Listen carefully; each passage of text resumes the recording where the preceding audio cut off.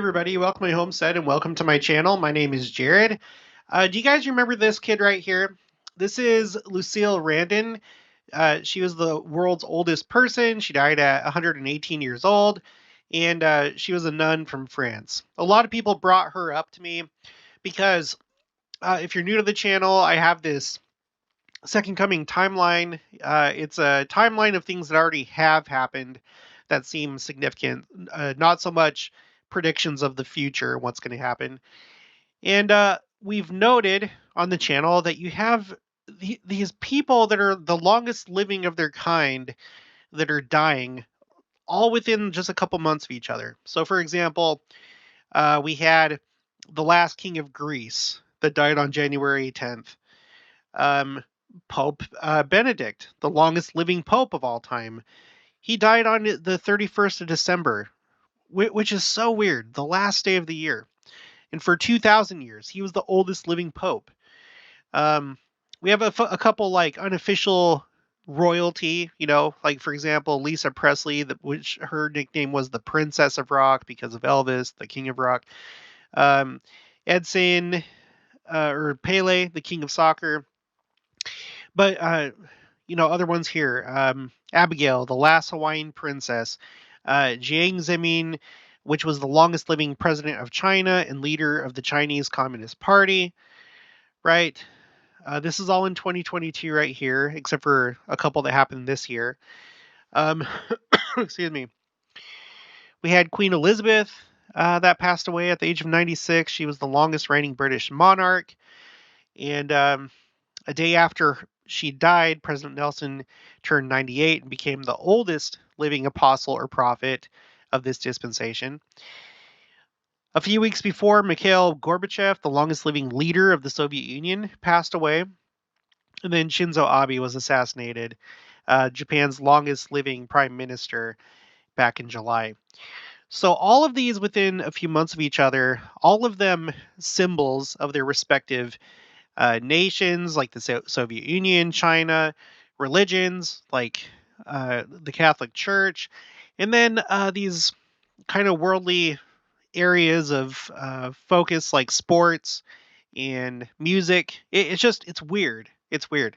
So when you guys had brought up Lucille Randon, I was like, well, the thing about it is you always have the oldest person of the world dying every so often. In fact, there was an article put out by Smithsonian Magazine that said that they did a study, and basically every 0.64, I think it was 0.64, 0.65 years, whoever is the oldest living person at that time passes away. That's like the frequency.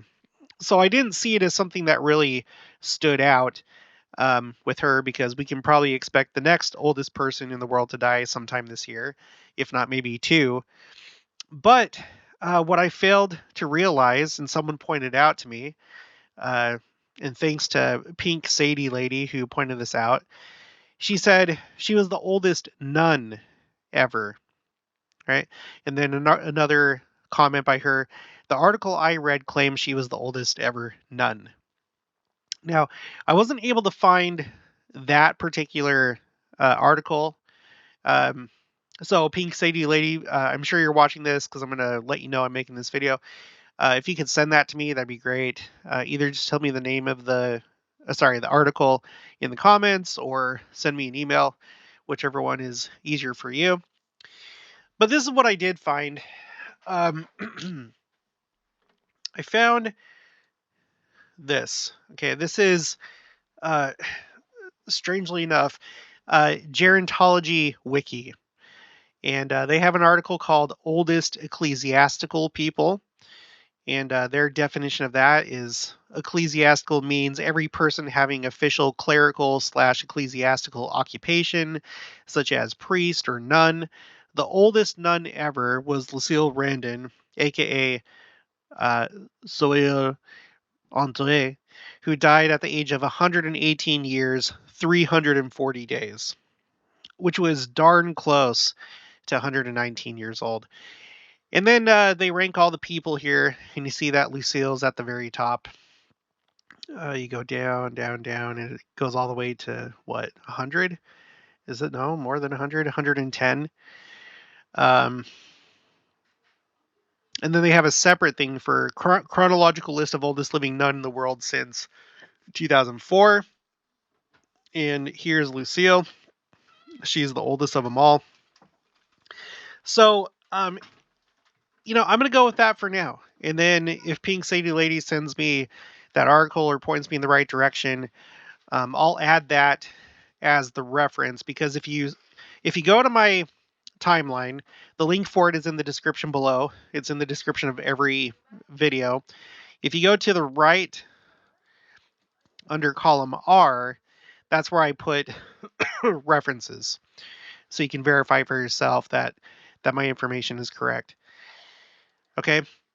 So, so what's the big deal about a nun, a pope and a nun? Well, because those are, for people that aren't Catholic, they're readily recognizable symbols of the Catholic Church.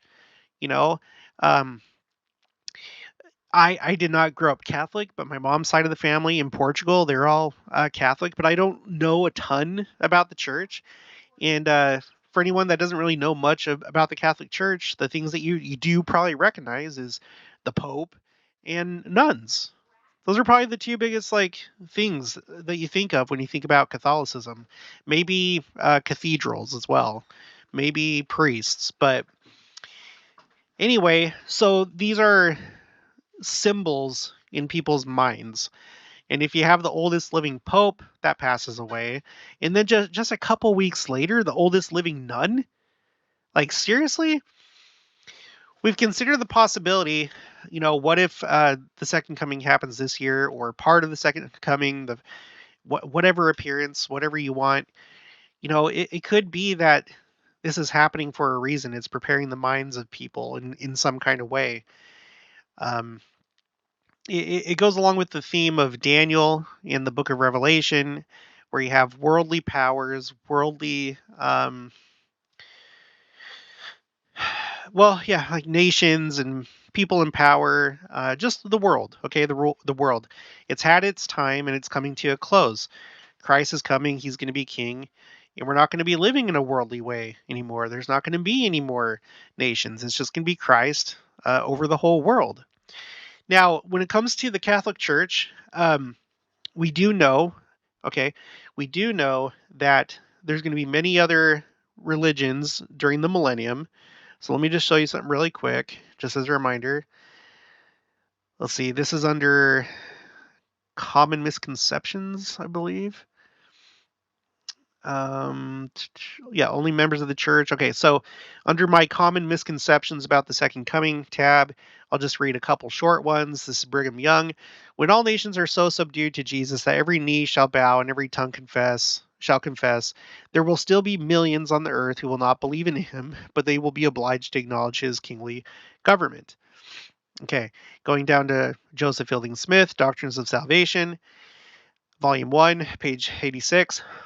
Some members of the church have an erroneous idea that when the millennium comes, all people are going to be swept off the earth except righteous members of the church. That is not so. There will be millions of people. Catholics, Protestants, agnostics, Mohammedans, people of all classes and of all beliefs. And then I have a bunch of other supporting statements right here.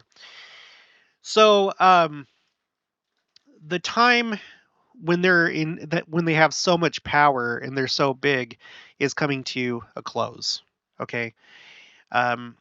So when we look at the Catholic Church, okay, this is on Wikipedia, list of Christian denominations by members. It breaks it down into 6 groups, 6 large branches, essentially, of Christianity. And Catholicism is the largest, okay, with 1.345 billion, with a B, an uppercase B, billion. That is a lot. Now, of course, probably the vast majority of them are not practicing. They've probably just been baptized and that's it. Or at least that seemed to be the case when I was on my mission in Spain, whenever I came across Catholics. But some are still practicing. But whatever the case, they are currently the largest Christian church. Okay. So it's significant. And you look through history, they've been, I would say, always the primary. Oh, why did that not show? Okay, we'll just okay, whatever it takes. It took away the. Okay, so here's the timeline of Christianity, right? And the Catholic Church has basically been there since the beginning, after the Great Apostasy. Once the apostles and the early Christian Church were rejected, they kind of came to power, as represented by, at first, this gray line where things were more unified, and then you start to see some schisms right here, which led to the Assyrian Church of the East, the Oriental Orthodox churches, and then you had the Great Schism right here, in the 11th century, which where there was a split into Eastern Orthodox Church and then the Western Catholic Church. Okay, and they are the ones that are the largest right now. And then from that schism, the Catholic Church continued, and then there were further branches, referred to basically as the Reformation, the Protestant Reformation of the 16th century. Okay, so it's significant. It's a really big thing that's been going on this entire time. They've wielded incredible power, right?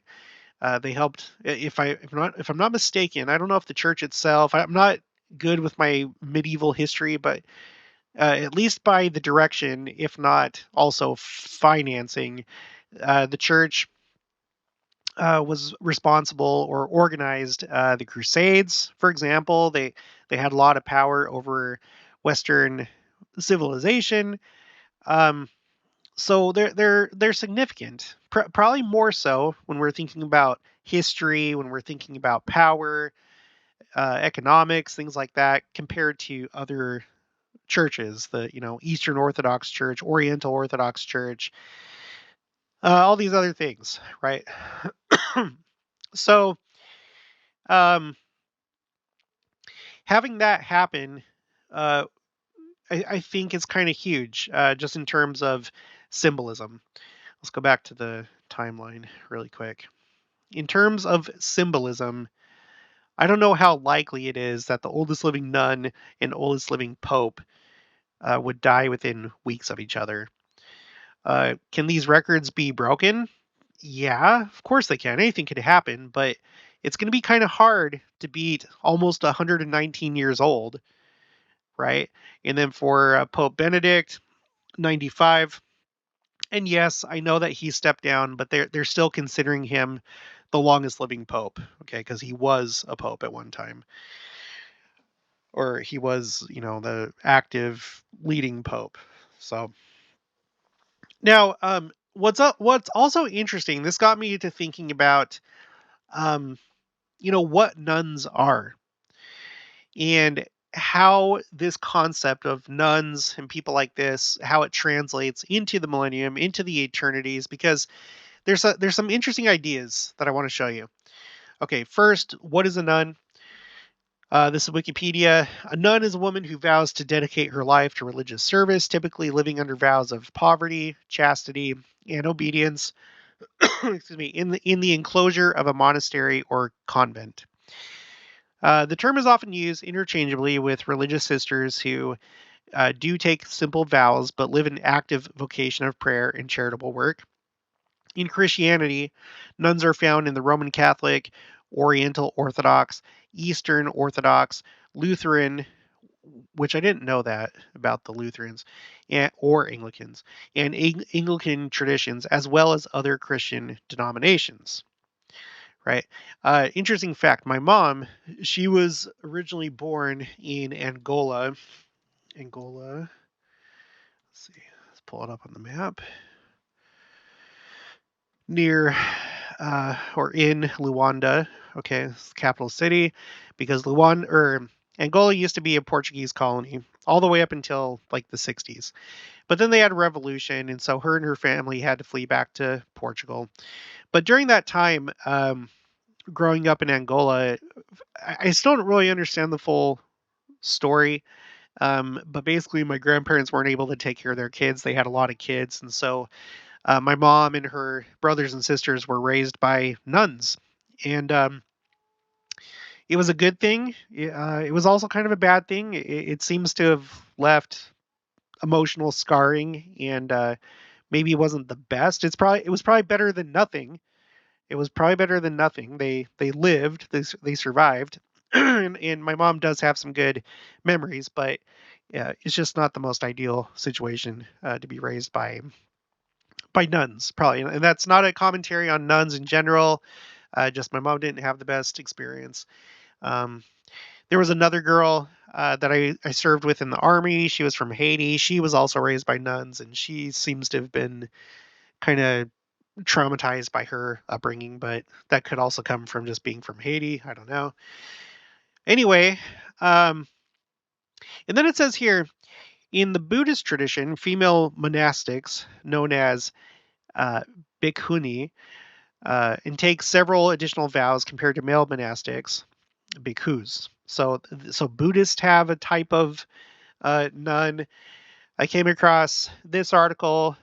There's also nuns in Taoism, Jainism, and Hinduism, or essentially, an equivalent. And here you go. Here's a Buddhist nun, right?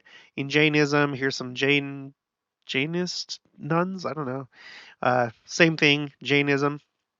So it's like this like weird kind of like phenomena that seems to occur in all these like really old religions. And you have to wonder, like, of course, they would give you their doctrinal perspective of why that occurs. I have to wonder if maybe there's something else at play. It's probably a very complicated issue. But there are people out there that just simply have no interest in getting married, right? Whether it's a man or a woman. Um, Sometimes that may be because of some kind of mental illness, whether it's like autism um, or just whatever. I don't know. There's any number of reasons why someone may not want to get married or may fall into this kind of lifestyle or be attracted to this kind of lifestyle where you remain single and separate and then you devote yourself to God, right? But I was thinking about that, which made me think about this. So, you know that I talk to Rabbi Gerfine every other week, and he spent 30 years putting together this website.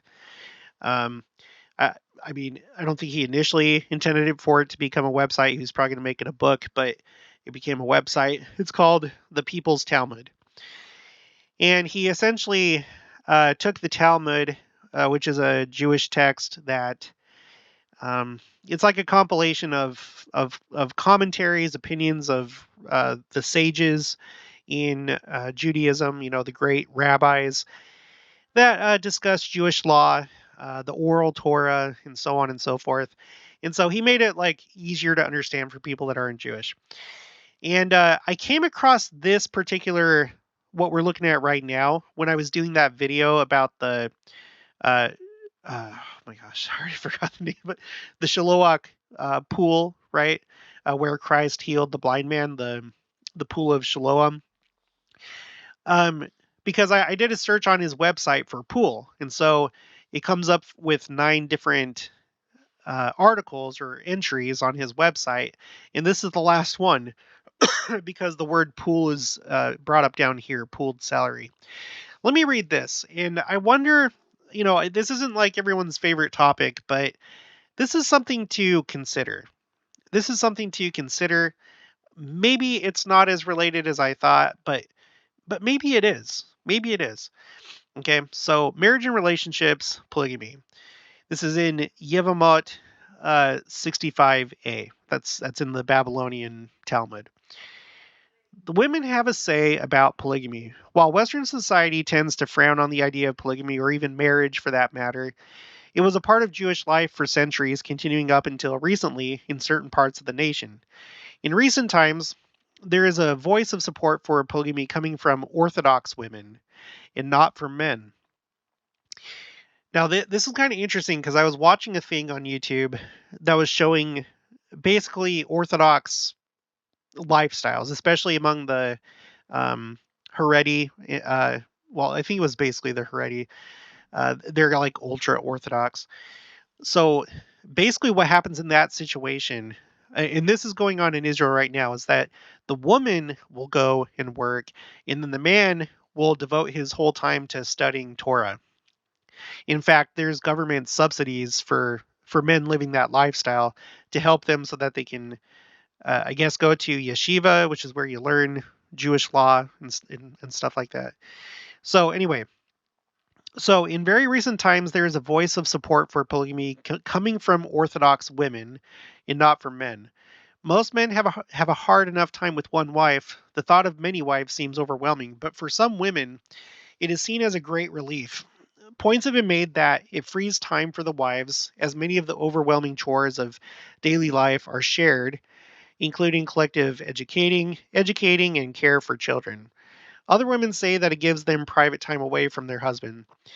In Jewish law, the Talmud says that polygamy was not based on the husband's decision, but rather on his wife's consent.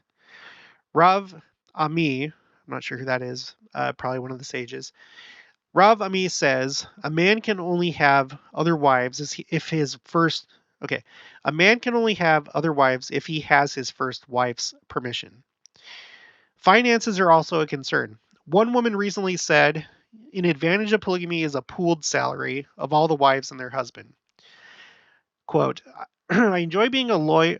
And perhaps my co-wife will enjoy being a doctor and another being a scientist. We can all continue our careers, have children in a loving home, and allow our husband to spend all day studying Torah, she said. It seems Rava would agree, as he says, a man can marry as many women as he wants, just as long as he has the money to support them.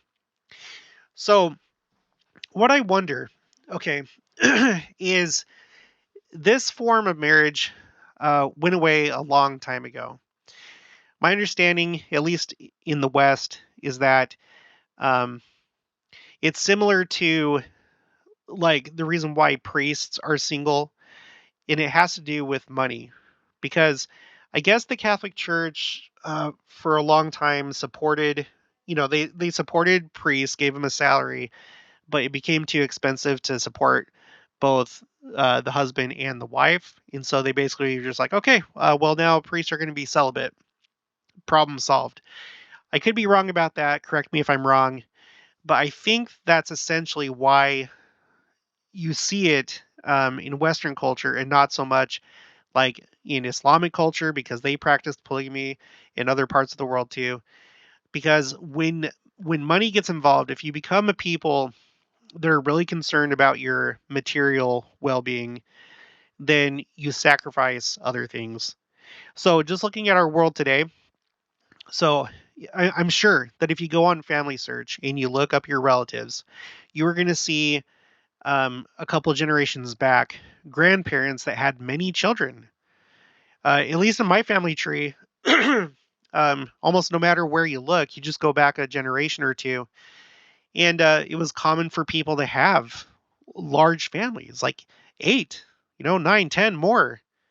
But as the world has become more materialistic and things have become more expensive, and just the way that our civilization is going, it's harder to have a large family. I know some of it is also birth control. I don't accept that as much. I think that it does play a part, obviously, because if you if you don't really have control over that, then obviously you're probably gonna have more kids. But I think the bigger thing is financial stress, trying to keep up with the Joneses, trying to make sure that you're um, fitting into society, you're not becoming poor, whatever. And it seems that that's been a big cause of the birth rate in Western nations going down. Um, in Japan, I think is one of the worst. Even though they're not a Western nation, they basically are. Culturally, they've adopted basically a Western style economy and society. So wealthy nations tend to have less kids, uh, smaller families, get married later in life, so on and so forth. And so um, it's really not a good thing. And you have to wonder about the role that Satan has played in this, right? He's had a lot of power and control in this world. And you might wonder what kind of influence he may have had to encourage things like this. Like, yeah, don't have a family. Don't have a family. Be celibate and dedicate yourself purely to God. Don't get married, because Satan knows the plan. He knows that our Heavenly Father's plan is to have a family and to have children, right? So if he can disguise it, and I'm not saying, for heaven's sake, I can already hear you typing. I'm not saying that nuns are bad, the Catholic Church is bad, but doctrinally speaking, we know that it is proper to have families, that man is not without the woman and woman is not without the man in the Lord. And we take that to mean we are meant to be married. Um, we do not encourage anybody to not get married. The only time is when somebody goes on a mission. It's like, hey, young missionaries, we need you to be single while you're serving a mission. And then later on in life, you can be married and serve a mission. But for like the missionary youth, the main missionary force, it's proper to not be married at that time. But it's only for a couple years, if that.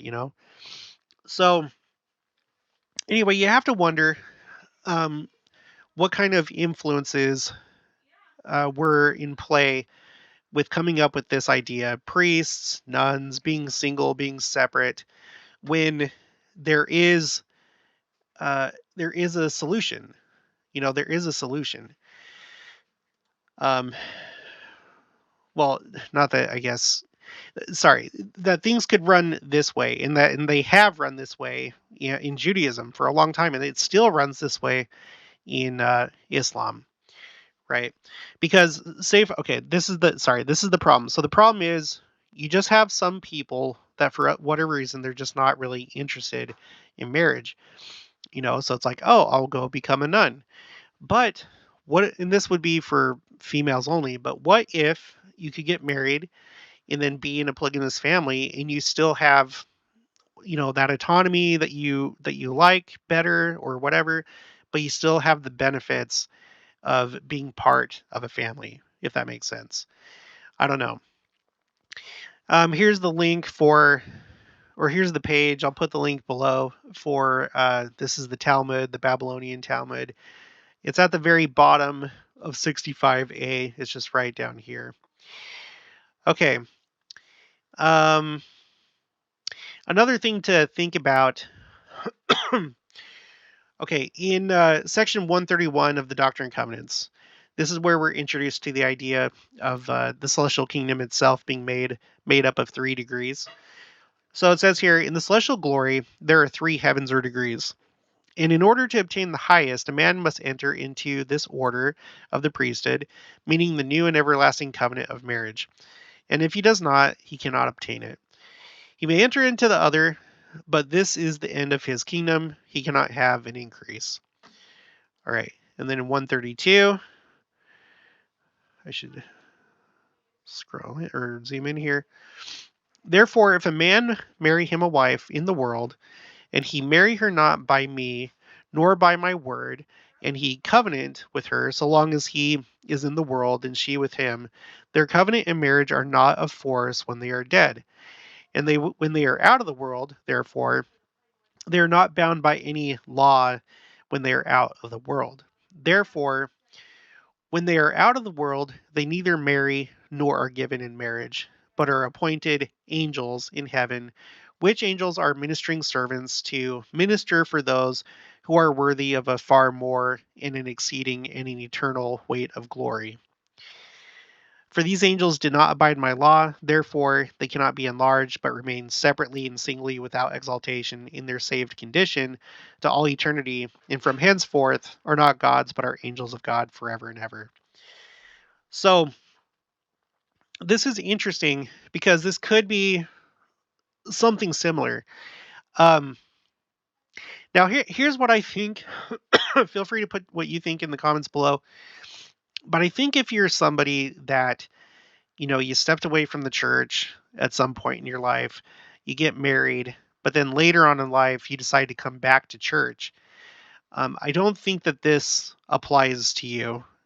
The reason why is because um, I don't think that you would or should be penalized if, I mean, basically, you were under the influence of the world, of sin, whatever, and then you got married. But if you're still married, the church is not going to be like, well, you need to divorce this person and then go find someone that's in the church. No, because that would destabilize your family. It would destabilize society if that's how we did things.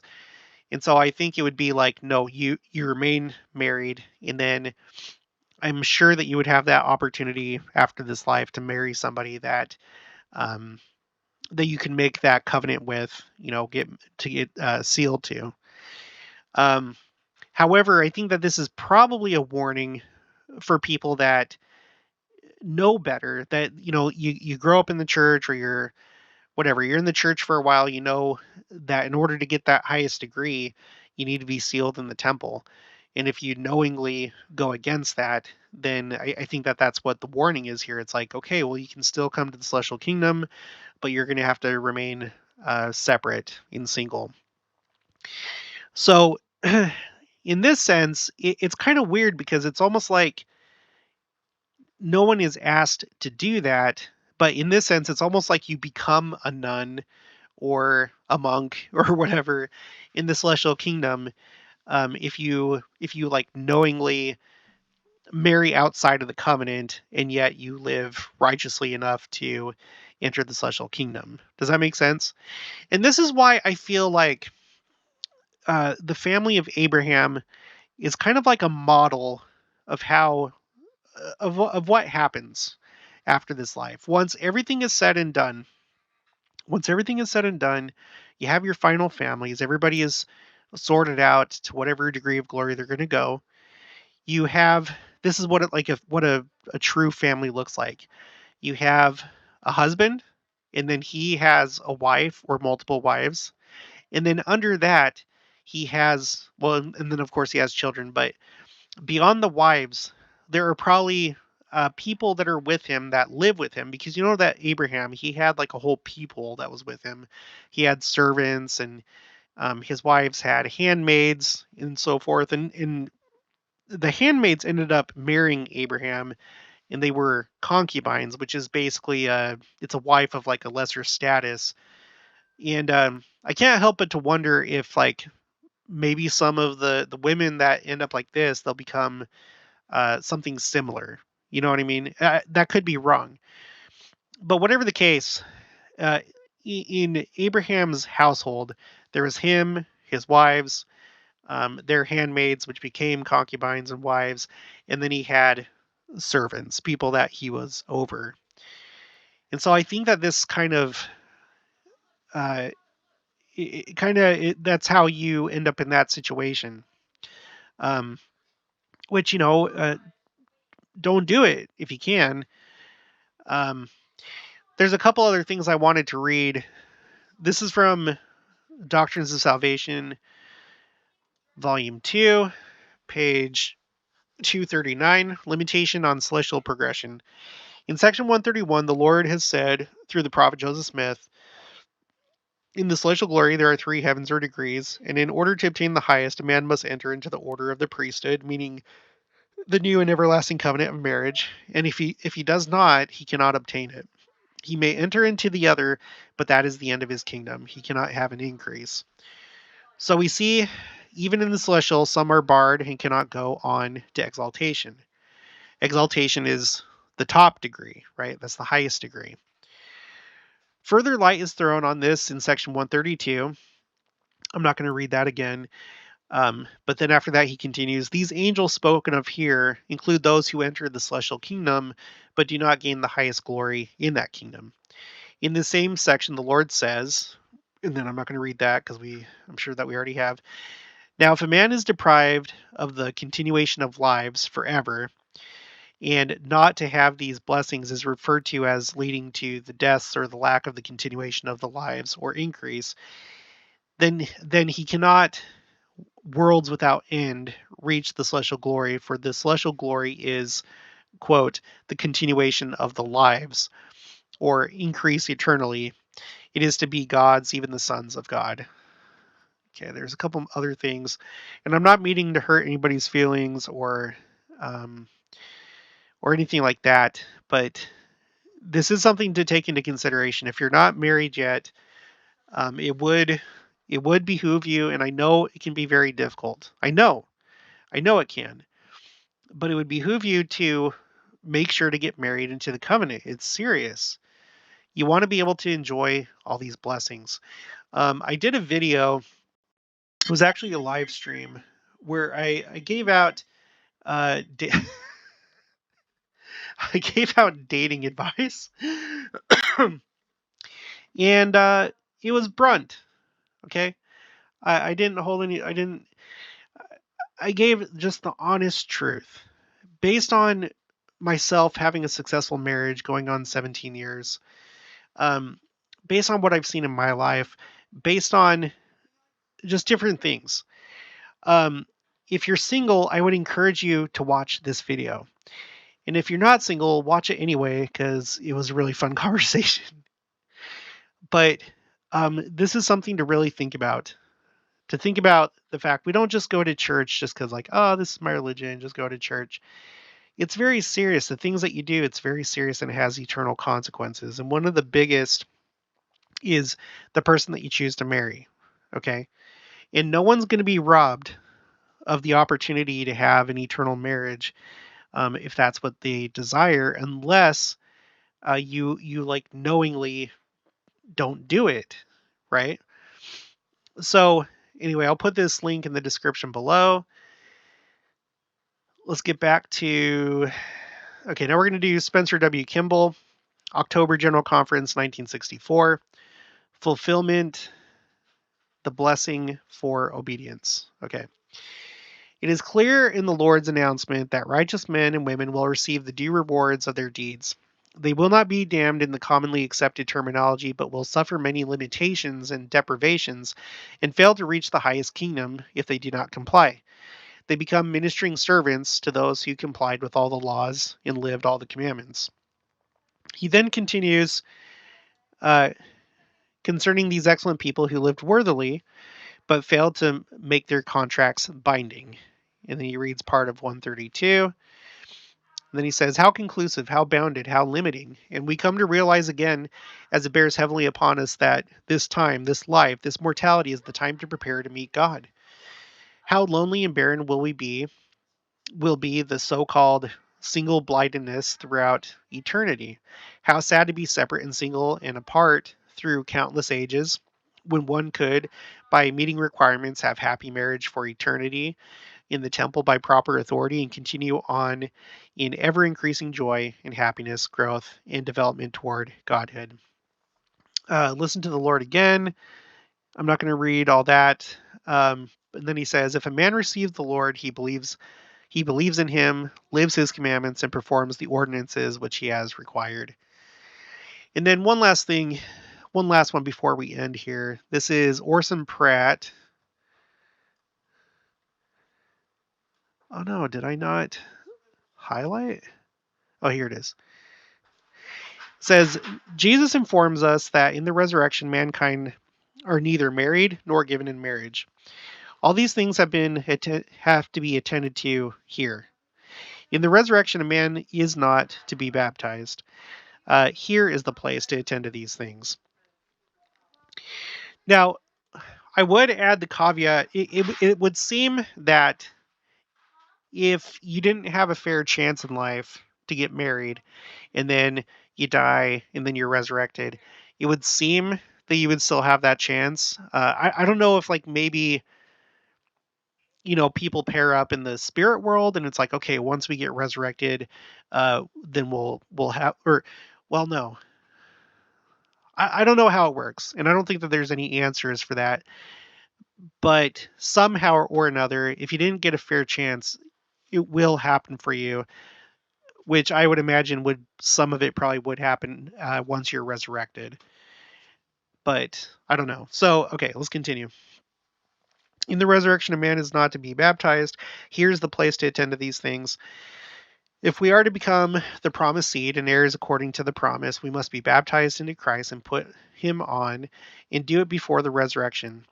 For if I put it off beyond this life, in the resurrection, there will be no such thing as putting on Christ by being baptized. Just so, in the resurrection, there will be no such thing as attending to the ceremony of marriage, so far as we are informed. See, so even he put that caveat there too. Yeah, I really do think unless okay, there is one other possibility I just thought of. Say that you're in the spirit world. Um, you're somebody that didn't have a fair chance to get married.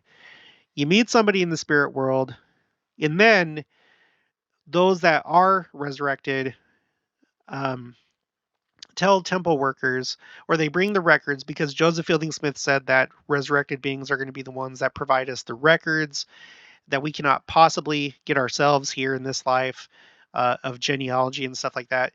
So maybe a resurrected person would take those names and be like, oh, you have Jen and Joe that decided they're going to get married. Will you do their sealing for them? And then that happens in the temple. And then after that, they're resurrected. I don't know. Or maybe they'll be resurrected. And with that one exception, in their resurrected state, maybe they can just perform that, have that performed for themselves without having proxies do it for them. I don't know. But Jesus further says, considering those persons who have not attended to those matters here, that in the resurrection they are as angels of God. And of course, that's referring to Matthew 22:30. And this is, my understanding is that this is the justification in other churches, that there's not going to be any such thing as marriage after this life. I talked to, when I was in the Army, I was pretty good friends with the chaplain assistant. So the chaplain is an officer, and then there's an enlisted position called chaplain's assistant, where they assist the chaplain. And this guy was from, oh yeah, he was non-denominational.